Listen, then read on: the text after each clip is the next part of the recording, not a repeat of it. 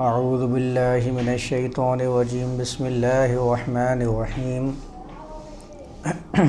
آج 17 نومبر 2023 ہم اپنے درس کا آغاز سورۃ البقرہ کی آیت نمبر 145 سے کریں گے۔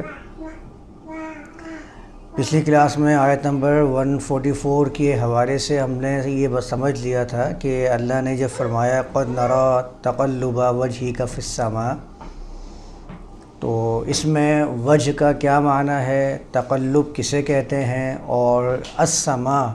یہاں پر کن معانی کے لیے استعمال ہوا ہے کہ سما عربی زبان کے اندر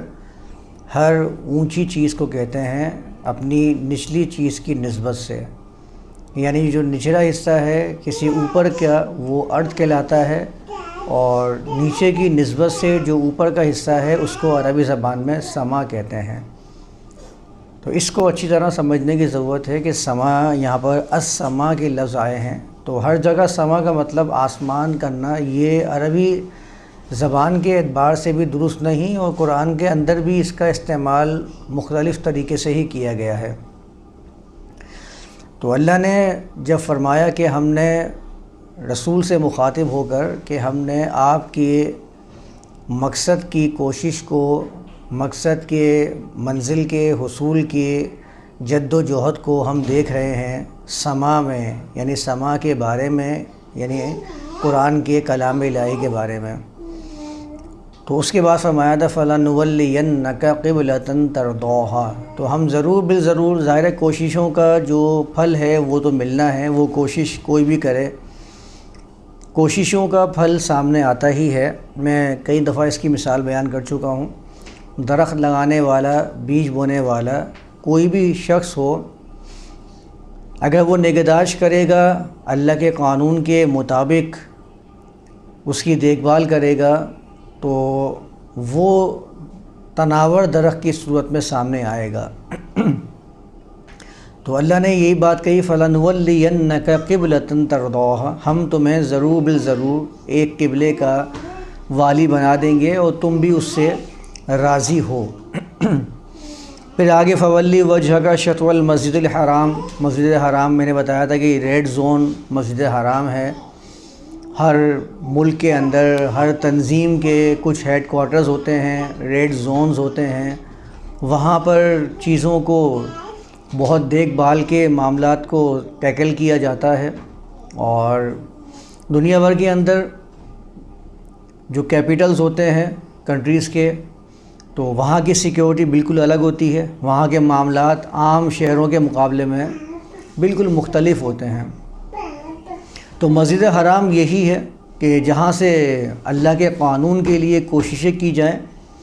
اور وہاں پر اس کو حرام کہنے کا مطلب کہ مختلف چیزیں جو عام جگہوں پر جائز ہوں یا عام جگہوں پر کی جا سکتی ہوں ان کی بھی ممانعت، اس لیے اس کو حرام کہا۔ اور پھر حلال و حرام کے اوپر تو میں نے اس دن کافی ساری باتیں بیان کی تھی نا، کہ حلال و حرام کے معاملے میں ہمارے ہاں کس طرح حلال و حرام دو چیزوں کے لیے استعمال ہوتا ہے۔ ایک تو آپ کا مذہبی فرقہ استعمال کرتا ہے کہ یہ چیز حلال ہے اور یہ چیز حرام ہے، اور دوسرا حلال و حرام کا اپنا ایک لفظی معنی بھی ہے، اس کے اعتبار سے ہر جگہ ہم اس کو دیکھ سکتے ہیں کہ حلال کیا ہے، حرام کیا ہے۔ تو مسجد حرام کا مطلب یہ نہیں ہے کہ وہاں پر جانا منع ہے، وہاں پر جا نہیں سکتے ہیں اور لوگ جانا ان کو روک دیا گیا ہے، کیونکہ یہ مسئلہ موجود ہے۔ اگر ہم دیکھتے ہیں نا، کچھ میں نے کلپس وغیرہ میرے سامنے آئے تھے، تو انہوں نے یہ کہا تھا کہ یہ جو مسجد حرام میں حرام کا لفظ آیا ہے، یہ اس لیے آیا ہے کہ مومنوں کو وہاں جانا ہی نہیں ہے، وہاں ان کے لیے اس کو روک دیا گیا ہے کہ آپ کو اس مسجد میں داخل نہیں ہونا ہے۔ انہوں نے ترجمہ یہ کر دیا ہے۔ ایک ترجمہ وہ کر رہے ہیں حرام کا مذہبی پیرائی کے مطابق، اور ایک جو لفظی ترجمہ ہے حرام کا، اس کے اعتبار سے اس کو سمجھنے کی ضرورت ہے کہ حرام یعنی ممنوعہ مسجد، ممنوعہ یعنی وہاں پر بہت سارے کام جو عام جگہوں پر کر لیے جاتے ہیں ان کی بھی سختی سے پاسداری کرنا، اس کو اس لیے مسجد حرام کہا ہے۔ اور ساتھ میں اللہ کے رسول کو فرما دیا کہ آپ بھی اپنی توجہ کا مرکز اسی کو بنا کر رکھیں، اور آپ کے ساتھ وحیث ما کنتم، یعنی جو جو امن کے داعی ہیں، جو اس کو اپنا مرکز سمجھتے ہیں وہ بھی اپنی توجہات کا مرکز اسی کو بنا کر رکھیں۔ یہی معنی میں نے لاسٹ ٹائم بیان کر دیے تھے کہ فولو وجوہکم شطرہ، ان کے معنی کیا ہے، میں مختصر اس کو بیان کر رہا ہوں۔ وَإِنَّ الَّذِينَ أُوتُوا الْكِتَابَ، یہاں سے اوت الکتاب اور اہل کتاب کی بحث آئی تھی کہ اہل کتاب کون ہوتے ہیں، اوت الکتاب کیا ہے۔ تو وہاں میں نے بیان کیا تھا کہ اوت الکتاب ہم لوگ بھی کتاب دیے گئے ہیں تو ظاہر ہے ہم بھی اہل کتاب ہیں، یعنی یہ نہیں ہو سکتا کہ اہل کتاب جہاں پر بھی آئے تو میں اپنے آپ کو اس سے مبرہ گمان کرنا شروع کر دوں اور کہوں کہ بھئی میں تو اہل کتاب نہیں ہوں، اہل کتاب تو صرف وہی ہیں جو ان کو یہود و نصارہ کہا جاتا ہے۔ تو یہ بڑی غلط فہمی ہے۔ جن کو کتاب دی گئی ہے لَيَعْلَمُونَ أَنَّهُ الْحَقُّ مِن رَبِّهِمْ، یقینی طور پر وہ جانتے ہیں کہ یہ حقیقت ہے ان کے رب کی طرف سے۔ وَمَا اللَّهُ بِغَافِلٍ عَمَّا يَعْمَلُونَ، اور اللہ تو بالکل بھی غافل نہیں ہے ان چیزوں سے جو وہ عمل کرتے ہیں۔ اسی سلسلے کو آگے لے کے چلتے ہیں، آیت نمبر 145 وَلَئِنْ أَتَيْتَ الَّذِينَ أُوتُوا الْكِتَابَ بِكُلِّ آیَةٍ مَا تَبِعُوا قِبْلَتَكَ، یعنی کہ اس میں اللہ فرما رہا ہے وَلَئِنْ أَتَيْتَ الَّذِينَ أُوتُوا الْكِتَابَ، کہ جن کے پاس کتاب موجود ہے، جنہیں کتاب عطا فرمائی گئی ہے، اگر آپ ان کے پاس کسی بھی قسم کی کوئی بھی نشانی ان کو دے دیں، ان کو بیان کر دیں، ما تبعوا قبلتک، تو ان کو تو آپ کے قبلے کی اتباع کرنی ہی نہیں ہے، یہ کبھی آپ کی قبلے کی پیروی نہیں کریں گے۔ اور یہ کیوں نہیں کریں گے، یہ ہم نے کئی مرتبہ سمجھ لیا ہے کہ یہ مذہبی پیشوائیت ہمیشہ اپنے ایک مرکز بنا کے رکھتی ہے جو تسلسل سے پیچھے چلا نہیں آ رہا۔ وَقَالَتِ الْيَهُودُ لَيْسَتِ النَّصَارَىٰ عَلَىٰ شَيْءٍ وَقَالَتِ النَّصَارَىٰ لَيْسَتِ الْيَهُودُ عَلَىٰ شَيْءٍ، یہ اسی تسلسل سے چلا آ رہا ہے۔ یہود کہہ رہے ہیں کہ نصارہ کچھ نہیں، نصارہ کہہ رہے ہیں یہود کچھ نہیں، اور دونوں مل کے کہہ رہے ہیں کہ ہودن او نصارى تہتدوا، یعنی دونوں مل کے کہہ رہے ہیں کہ آپ یہودی بن جاؤ، نصرانی بن جاؤ تو ہدایت یافتہ ہو جاؤ گے، اور بعد میں کہتے ہیں کہ تم نہ تو یہود کسی چیز کے اوپر ہیں، نصارہ کہہ رہے ہیں کہ یہود کسی چیز پر نہیں ہے، اور یہود کہہ رہے ہیں کہ نصارہ کسی چیز کے اوپر نہیں ہے، یعنی ایسے سب کو غلط قرار دے رہے ہیں اور آپس میں بھی ایک دوسرے کو غلط قرار دے رہے ہوتے ہیں۔ تو مذہبی پیشوائیت کا معاملہ یہی ہوتا ہے کہ اپنے اپنے مرکز متعین کیے ہوئے ہیں کہ یہ ہمارا مذہبی مرکز ہے، اس مرکز کے ہم پیروکار ہیں، ہمیں اس مرکز کی اپنے دل و جان سے زیادہ حفاظت کرنی ہے۔ وہ مرکز سب کے اپنے الگ الگ ہوتے ہیں۔ اسی بات پہ کا قرآن نے یہاں بیان کیا ہے بِكُلِّ آیَةٍ، آپ ان کو سب وضاحتیں پیش کر دیں جب بھی آپ کے قبلے کی کبھی بھی پیروی نہیں کریں گے، آپ کے قبلے کی اتباع نہیں کریں گے۔ وَمَا أَنْتَ بِتَابِعٍ قِبْلَتَهُمْ، آپ بھی ان کے قبلے کی پیروی کرنے والے نہیں ہیں۔ یہاں پر لفظ آیا ہے تابعن، جیسے آتا ہے نا ظالم، کاذب، کافر، یہ سارے کے سارے جو ورڈز میں نے پڑھے ہیں نا یہ ہیں اسم فاعل۔ جیسے کافر کا مطلب ہوتا ہے کفر کرنے والا، کاذب کہتے ہیں جھوٹ بولنے والا، ظالم کہتے ہیں ظلم کرنے والا۔ یہ والے ورڈز اس وقت استعمال کیے جاتے ہیں جب کہ کوئی کام کسی کی ذات سے صادر ہو رہا ہو۔ جیسے مدرس کسے کہا جاتا ہے، وہ جس کا کام ہو تدریس کرنا، جو تدریس کرتا رہتا ہے، اس کی ذات سے یہ درس کا سلسلہ جاری و ساری رہتا ہے۔ یہ اس میں فاعل کا ایک خاصہ ہوتا ہے کہ یہ چیز اس کے اندر موجود رہتی ہے۔ تو یہاں پر آیا تابعن، پیروی کرنے والے، وما انت بتابع قبلتہم، آپ ان کے قبلے کی پیروی کرنے والے نہیں ہیں۔ یعنی اللہ کے رسول کے بارے میں تابعون کا لفظ بیان کر رہا ہے کہ اللہ کے رسول تو ان کے قبلے کی پیروی کرتے ہی نہیں تھے، یعنی کہ مسلسل ان کے کیا تھا معاملہ اللہ کے رسول کا کہ اللہ کے رسول ان کی طرف نہ تو پہلے کبھی پیروی کی ہے ان کے قبلے کی، اور نہ ہی اب پیروی کرنے والے ہیں۔ تو اس آیت سے تو واضح ہو جاتا ہے یہ جو افسانے انہوں نے گھڑے ہیں نا کہ اللہ کے رسول بیت المقدس کی طرف پہلے اپنا قبلے کو رخ کر کے نماز کی ادائیگی کیا کرتے تھے، تو اس کا تو بالکل بطلان سامنے آ جاتا ہے، کیونکہ یہاں لکھا ہے وما انت بتابعین، آپ تو اچھا یہ انتا کے ساتھ یہ ما نافیہ ہے نا وما، اس کے ساتھ جب بھی بی آتا ہے تو اس میں ایک تاکید کا پہلو آ جاتا ہے، ایمفیسائز ہو جاتا ہے، تاکیداً اللہ بیان فرما رہا ہے وما انت بتابع قبلتہم، آپ تو ان کے قبلے کی پیروی کرتے ہی نہیں ہیں۔ تو اب بتائیے اس آیت کے اندر تو واضح ہے کہ جتنے افسانے گھڑے گئے ہیں نا نماز کے بارے میں، سب جھوٹ ہے، سب بطلان ہے۔ اس کا بطلان ہم پہلے بھی دیکھ چکے ہیں،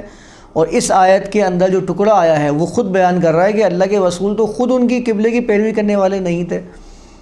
اللہ کے رسول تو ان کے جو مسلک تھا، ان کا نظریہ تھا، اس سے بالکل جدا تھے۔ ان کا مسلک، ان کا نظریہ کیا تھا؟ وہی جو ہمارے ہاں مذہبی، کہ تم اگر ہماری بات مانو گے تو کامیابی سے ہمکنار ہوں گے۔ اور مذہب کے اندر اللہ کا تصور، خدا کا تصور، عبادات کا تصور ہوتا کیا ہے؟ مذہب میں خدا کا تصور کیا ہے کہ اس کا خدا الگ ہے، اس کا خدا الگ ہے، اور خود ساختہ خدا کا تصور، یعنی کہ خدا ناراض ہو جائے گا، اس کو منانا ہے، خدا جو ہے آپ کو ہلاک کر دے گا، خدا آپ سے خوش ہو جائے گا تو اس کے لیے یہ کام کرنے ہیں۔ اور دوسرا مذہب میں کیا ہوتا ہے کہ ایک تو خدا کو بانٹ دیا ہے، دوسرا انہوں نے شخصیات سے منسوب کر کر کے نئی نئی رسومات، نئی نئی عبادات تیار کر لی جاتی ہیں کہ یہ عبادات ہمارے گناہوں کا مداوع ہو جائیں گی، یہ کر لیں گے تو ہمیں اتنے جرائم سے ہماری خلاصی ہو جائے گی۔ تل کا امانیہم والا معاملہ کہ ہم نے کچھ کرنا کرانا نہیں ہے، پورے انسانیت کا بیڑا غرق کیا ہوا ہے۔ ذہن میں کیا ہے کہ ہم جنتی ہیں اور ہم اللہ کی محبوب ترین امت ہیں، یا اللہ کے محبوب نبی کے پیروکار ہیں تو ہم جنت میں چلے جائیں گے۔ تو اللہ کے رسول یہ والا نظریہ کبھی بھی فالو نہیں کرتے تھے۔ وما انت بتابع قبلتہم، وہ ان کے نظریات سے، ان کے بنائے ہوئے خود ساختہ مرکزوں سے بہت بعید تھے، دور تھے۔ اچھا، ان کا آپس میں معاملہ کیا ہے؟ وما بعضهم بتابع قبلۃ بعض، ان میں سے کچھ لوگ ایسے بھی ہیں جو آپس میں بھی ایک دوسرے کے قبلے کی اتباع نہیں کرتے ہیں، ایک دوسرے کے نظریات کے فالوورز نہیں ہیں۔ جسے میں نے ابھی آیت پڑھی نا، پہلے کہتے ہیں کہ سب کے سب مذہبی بن جاؤ، کامیاب ہو جاؤ گے، پھر کہتے ہیں کہ یہ مذہبی کافر، یہ مذہبی کافر، میں جنتی۔ تو یہ آپس میں بھی ایک دوسرے کے نظریات کے پیچھے چلنے والے نہیں۔ وَلَئِنِ اتَّبَعْتَ أَهْوَاءَهُمْ مِنْ بَعْدِ مَا جَاءَكَ مِنَ الْعِلْمِ، اب یہاں پر آ کے اللہ کے رسول کو مخاطب کیا ہے۔ اللہ کے رسول کو مخاطب کرنے کا مطلب یہ ہے کہ اس کلام پر ایمان لانے والے جتنے بھی لوگ ہیں وہ سب اس کے مخاطب بن جاتے ہیں، کیونکہ اللہ کے رسول کے بارے میں قرآن فرماتا ہے آمن الرسول بما انزل الیہ من ربہ والمؤمنون، کہ جو کچھ بھی رسول کی طرف، اس کے رب کی طرف سے نازل کیا گیا ہے، رسول سب سے پہلے اس پر ایمان لے کے آتے ہیں۔ رسول کہتے ہیں وَأَنَا أَوَّلُ الْمُؤْمِنِينَ، میں ایمان لانے والوں میں سب سے پہلا ہوں، اور ایمان لانے کے بعد پھر میں تمہارے سامنے اللہ کے کلام کو پیش کرتا ہوں کہ تم بھی اس کی پر ایمان لے کر آؤ۔ تو پہلے رسول کو مخاطب کیا جاتا ہے۔ قرآن کا ایک اصول ہے وَلَئِنِ اتَّبَعْتَ، جب قرآن کہہ رہا ہے اس کا مطلب اللہ کے رسول بھی ہیں،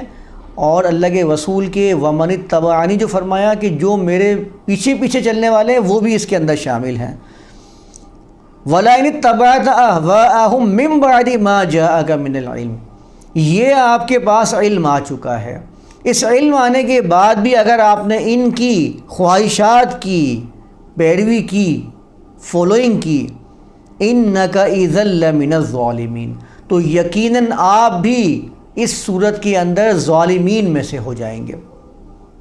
یعنی کہ پھر آپ کا معاملہ کیا ہوگا؟ جو بھی، یعنی میں ہوں اس کے اندر، وہ تمام لوگ موجود ہیں اس کے اندر، یعنی اللہ کے رسول کو جب مخاطب کر کے کہہ دیا ہے تو آپ سمجھ جائیے کہ اللہ کے رسول کو بھی اس میں شامل کر دیا، یعنی جتنے ان کے پیروکار ہیں وہ سب اس کے اندر شامل ہیں، جتنے بھی اس کلام کے اوپر ایمان لے کر آ رہے ہیں وہ سب کے سب وَلَئِنِ اتَّبَعْتَ کے اندر بھی شامل ہیں، اور یہاں پر إِنَّكَ إِذًا لَمِنَ الظَّالِمِينَ کے اندر بھی شامل ہیں، کہ اگر ہم نے ان کی خواہشات کی اتباع کی تو ہم بھی ظالمین میں سے یقینی طور پر ہو جائیں گے۔ یہاں پر تاکید کے لیے لمن الظالمین استعمال ہوا ہے۔ اور ظالمین کون ہیں؟ ظالمین وہ لوگ ہیں جو دوسروں کے حقوق کو سلب کرنے والے ہیں، اپنی نظروں کے اوپر مذہبی عینک لگا کر ہر کسی کو اسی عینک سے دیکھنے والے ہیں۔ ظاہر ہے آپ جب اپنے آنکھوں کے اوپر وہ عینک لگا لیں گے، جس کلر کی عینک ہوگی آپ کو ہر چیز وہی نظر آئے گی۔ میں نے اگر لال کلر کا چشمہ لگایا ہوا ہے تو مجھے ہر چیز لال نظر آ رہی ہے، اگر گرین کلر کا لگا لوں گا ہر چیز مجھے گرین نظر آ رہی ہوگی۔ میں نے لگایا ہوا ہے مذہبی چشمہ، مجھے تو اس مذہبی چشمے سے ہر وہ شخص جو میرا مخالف ہے وہ کافر اور زمین کے اوپر بوجھ ہی نظر آ سکتا ہے، وہ مجھے بہتر نظر نہیں آ سکتا۔ مجھے تو پھر یہاں پر چشمہ اس کی اینک لگانے کے بعد صرف وہی نظر آئے گا بہتر جو مجھ سے مطابقت رکھتا ہوگا یا جس نظر کا جو میں نے اینک لگائی ہوئی ہے اس سے میچ کر رہا ہوگا، ورنہ وہ میں اس کو فلٹر کرتا رہوں گا کہ ہاں یہ صحیح ہے اور یہ سب کے سب جو ہیں یہ ریڈ میرے سامنے آ رہے ہوں گے کہ یہ سب کے سب غلط ہیں۔ تو انک اذا لمن الظالمین، جب میں اس مذہب کا اینک لگا لیتا ہوں تو پھر میں ظالمین میں سے ہو جاتا ہوں، پھر میں نااہل کو بھی اہل سمجھنا شروع کر دیتا ہوں۔ یہی ہو رہا ہے ہمارے ہاں، اگر وہ میرے مسلک یا میرے مذہب کے مطابق ہے تو نااہل بھی ہے تو وہ اہل بن جاتا ہے۔ کتنا ہی باطل کام کرنے والے، باقاعدہ ہم لوگوں نے وہ ویڈیوز بھی دیکھی ہیں کہ برائیوں میں ملوث ہیں، بدکاریاں ان کی کھلے عام سب کے سامنے آ چکی ہیں، ان کے اوپر باقاعدہ کیس بن چکے ہیں، ان کی ویڈیو سامنے آ چکی ہیں، اور ان کے جو فالوورز ہیں، ان کے جو بچانے والے ہیں جنہوں نے یہ مذہبی اینک لگایا ہوا ہے، وہ ان کے سپورٹ کر رہے ہوتے ہیں اور ان کے بارے میں وضاحتیں پیش کر رہے ہوتے ہیں کہ نہیں یہ ایسا نہیں ہونا چاہیے ان کے ساتھ۔ یہ باقاعدہ ہم نے ویڈیوز بھی دیکھی ہیں۔ تو کیا ہوتا ہے کہ ہم ان کے ظالمین یعنی ظلم کرنے والوں میں سے ہو جاتے ہیں۔ تو یہی بات قرآن نے یہاں بیان فرمائی، انک اذا لمن الظالمین، اگر ان کی خواہشات کے، ان کے بیان کردہ چیزوں کے پیچھے اگر آپ چلنا شروع ہو گئے، یعنی رسول کو مخاطب کیا، میں بھی اس کے اندر شامل ہوں، یعنی میں بھی اگر یہ کرنا شروع کروں گا، ہر وہ شخص جو کلام الہی پر ایمان لا کر یہ والا کام شروع کر دے گا، انک اذا لمن الظالمین، تب تو اس کا ظالم ہونا، ظالمین میں سے ہو جانا یہ قطعی ہے، قرآن کا فیصلہ ہے، یہ بدل نہیں سکتا۔ انک اذا لمن الظالمین، یہ بدل نہیں سکتا فیصلہ، یہ بات اچھی طرح سمجھ لینے کی ضرورت ہے۔ اگر میں سمجھتا ہوں کہ یہ میں اس کے اوپر عمل نہ کر سکا تو اس کا نتیجہ نہیں آئے گا، یہ ممکن نہیں ہے۔ اس کا نتیجہ آئے گا اگر آپ مذہبی پیشوائیت کے پیچھے چلیں گے، ان کی نفسانی خواہشات کے فالوورز بنیں گے، آپ لازمی طور پر ظلم کرنے والے ہو جائیں گے، لوگوں کے درمیان میں تفریق ضرور کرنا شروع کر دیں گے، عصبیت کی پٹی آپ کی آنکھوں پر بندھی رہے گی اور ظالم بن جائیں گے، یعنی کہ پھر آپ کا جو ہوگا نااہل بھی ہوگا تو وہ اہل آپ کا شمار کیا جائے گا۔ آیت نمبر 146 میں اللہ بیان فرماتا ہے الذین آتیناہم الکتاب، پھر یہاں پر اللہ نے الکتاب کا ذکر کیا کہ وہ لوگ جن کو ہم نے الکتاب عطا فرمائی ہے، یعرفونہ کما یعرفون ابناءہم، وہ اسے جانتے ہیں، پہچانتے ہیں، کما یعرفون ابناءہم، جیسے کہ اپنے ابناءہم، اپنی اولادوں کو، اپنی بنیادوں کو پہچان رہے ہوتے ہیں۔ وَإِنَّ فَرِيقًا مِّنْهُمْ، لیکن ان میں سے ایک جماعت ایسی بھی ہے، لا، یقینی طور پر، یکتمون الحق، وہ حق کو چھپا رہی ہوتی ہے، وَهُمْ يَعْلَمُونَ، جبکہ وہ حق کو جانتی بھی ہے۔ اب یہاں پر جو آئی ہے آیت الذین آتیناہم الکتاب یعرفونہ، یہاں پر بعض لوگ کہتے ہیں کہ جن کو کتاب دی گئی ہے یعرفونہ، وہ اللہ کے رسول کو جانتے تھے، ایسے جانتے تھے جیسے کہ اپنی اولاد کو جانتے ہیں، قرآن یہ کہہ رہا ہے۔ جبکہ آپ اوپر سے لے کر اگر پڑھتے آئیں گے یہاں تک اور اس کے آگے بھی آیت نمبر 147 میں، تو بات چل رہی ہے حقیقت کی، الحق کی۔ پیچھے بھی میں پڑھتا ہوا آیا ہوں آیت، اس میں بھی لکھا ہوا تھا کہ یہ لَيَعْلَمُونَ أَنَّهُ الْحَقُّ مِنْ رَبِّهِمْ، کہ وہ جان لیں گے کہ یہ حقیقت ہے ان کی رب کی طرف سے۔ تو یہاں اصل میں بات چل رہی ہے حقائق کی، جو اللہ حقائق بیان کر رہا ہے اور بتا رہا ہے کہ اگر تم مذہبی پیشوائیت اور مذہب کا عینک لگا کر، تعصب کی پٹی اپنی آنکھوں پر باندھ کر اگر یہ اعمال کرنا شروع کر دو گے، یقینی طور پر ظالمین بن جاؤ گے۔ اسی کی بات چل رہی ہے کہ یہ جو حقیقت قرآن بیان کر رہا ہے کہ تعصب کی پٹی آپ کو ظالم بنا کر چھوڑتی ہے، قرآن کہہ رہا ہے الذین آتیناہم الکتاب یعرفونہ کما یعرفون ابناءہم، جن کو کتاب دی گئی تھی، جن کو ہم نے کتاب عطا فرمائی ہے، وہ اس بات کو ایسے جانتے ہیں جیسے کہ لوگ اپنے بچوں کو پہچان رہے ہوتے ہیں۔ بس کیا ہے کہ وہ حق کو چھپا رہے ہوتے ہیں۔ حقیقت ان کے سامنے ہوتی ہے، ان کو معلوم ہوتا ہے کہ ہم ظلم کر رہے ہیں، ان کو معلوم ہوتا ہے کہ یہ باطل ہے اور ہم باطل کا ڈیفینڈ کر رہے ہیں۔ وہ جانتے ہیں کہ یہ اہل نہیں ہے، ہم اس کو اہل بنانے کے لیے اپنی پوری کوشش کرنے میں مصروف ہیں، اپنی ساری توانائیاں صرف کر رہے ہیں کہ اس کو اہل ثابت کر دیں۔ یہ بات وہ جانتے ہیں اس طرح جس طرح انسان اپنے بچے کو جانتا ہے۔ آج آپ ذرا معاملات کو اٹھا کر دیکھ لیجئے، میں تو مذہب کی بات کر رہا ہوں نا، خالی نظریہ تو مرکز تو ہر کسی کا الگ ہو سکتا ہے، وہ کتنے ہی نظریات دنیا کے اندر موجود ہیں۔ مذہبی نظریات سے ذرا باہر نکل کے دیکھیں، یہ جو سیاسی نظریات ہیں اس میں کیا ہوتا ہے؟ آپ کو معلوم ہے کہ آپ کا جس بندے کو آپ سپورٹ کر رہے ہیں وہ کتنا ہی بڑا مجرم ہے، کتنا بڑا کرپٹ ہے، اور کتنا ہی بدکار انسان کیوں نہیں ہو، آپ لازمی طور پر اس کے بارے میں اچھائیاں ہی پیش کریں گے، اس کی برائیوں کو ڈیفینڈ کریں گے۔ کیوں؟ اِنَّکَ اِذًا لَمِنَ الظَّالِمِينَ۔ یہ باتیں حقیقت بن کے ہمارے سامنے موجود ہیں، ہم انہیں ایسے جانتے ہیں ان حقائق کو جیسے کہ انسان اپنے بچوں کو جانتا ہے، اپنی بنیادوں کو جانتا ہے، اس طرح ہم ان باتوں کو جانتے ہیں۔ تو اللہ اس بات کو ایسے بیان کر رہا ہے کہ جن کو بھی الکتاب، یعنی جن کے پاس بھی کچھ بھی علم موجود ہے، وہ ان حقائق کو جان لیں گے کہ ہاں ایسا ہی ہو رہا ہے۔ وَإِنَّ فَرِيقًا مِّنْهُمْ، اور ان میں سے ایک گروہ ایسا بھی ہے جو حق کو چھپا رہا ہوتا ہے، یعنی کہ کچھ ایسے ہوتے ہیں جو حقائق بیان تو کر دیتے ہیں، کچھ ایسے ہوتے ہیں جو اس باتوں کو سامنے بھی لے کر نہیں آ رہے ہوتے ہیں۔ وَهُمْ يَعْلَمُونَ، جبکہ ان کے سامنے بھی حقائق بالکل روشن ہوتے ہیں، واضح ہوتے ہیں۔ آیت نمبر 147 میں اللہ بیان فرماتا ہے الحق من ربک، آپ کے رب کی طرف سے یہ حقیقت ہے، یہ بدل نہیں سکتی، یہ ریئلٹی ہے۔ ہمارے ہاں غلطی کیا کرتے ہیں، اکثر سنا ہوگا، اگر آپ ترجمہ کریں گے نا حق کا، ترجمہ کر دیتے ہیں حق کا سچائی۔ سچائی کو عربی زبان میں صاد، دال اور قوف یعنی صدق کہا جاتا ہے، جس سے صدیق نکلا ہے، صادق نکلا ہے۔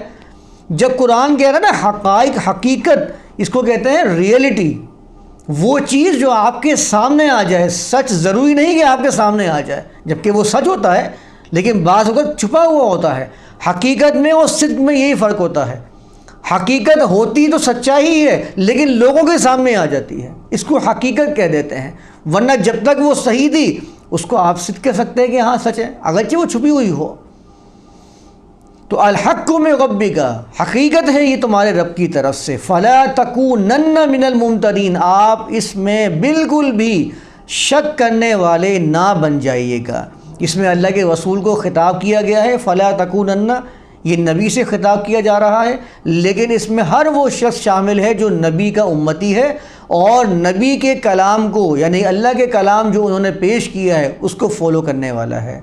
فلا تکونن من الممترین، اس میں بھی شامل ہوں، آپ بھی شامل ہیں، اور ہر شخص جو قرآن کو پڑھ رہا ہے، جان رہا ہے، وہ اس میں شامل ہے کہ اللہ اس کو مخاطب کر رہا ہے کہ یہ تمہارے رب کی طرف سے حق ہے، فلا تکونن من الممترین، تمہیں اس میں بالکل بھی شک کرنے والوں میں سے نہیں بننا ہے، ان حقائق کو قبول کرنا ہے اور حقائق کے پیچھے چلنا ہے، غیر حقیقی باتوں کے نہ تو پیچھے چلنا ہے اور نہ ہی غیر حقیقی نظریات کو لوگوں میں رائج کرنا ہے۔ اس بات کو اچھی طرح سمجھنے کی ضرورت ہے۔ تو میں آج یہاں تک رکھتا ہوں، آیت نمبر 147 تک، انشاءاللہ اگلی کلاس میں 148 سے آیت شروع کریں گے۔ وما علینا الا البلاغ۔